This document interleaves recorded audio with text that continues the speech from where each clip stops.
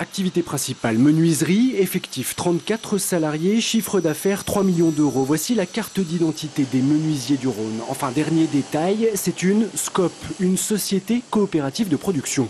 Pour faire simple ici, pas d'actionnaire majoritaire, l'entreprise appartient à ses employés. Tout le monde est un petit peu propriétaire de l'entreprise. Il y a une meilleure implication du personnel, quoi. On est tous intéressés par la réussite de l'entreprise. Chez nous, le principe, c'est vraiment un homme, une voix. Dans les faits, chaque employé peut devenir associé. Il achète chaque mois des parts de l'entreprise. En échange, il obtient un intéressement au résultat et un réel pouvoir de décision. Quand il s'agit d'un investissement, quand il s'agit d'une décision de projet, on en parle tous en commun, on a tous notre mot à dire. On discute, quoi. On débat des problèmes. On a un conseil d'administration, il y a des poseurs, il y a des gars de l'atelier, comme il y a des gars de l'encadrement. Donc il y a un consensus et globalement ça se passe assez bien.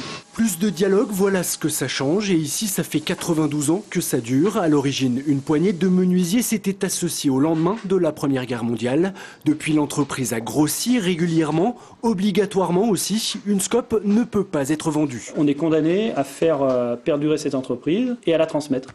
C'est ce qui se fait depuis 4 générations et on a bien l'intention de continuer. En Rhône-Alpes, l'an dernier, on recensait près de 300 SCOP.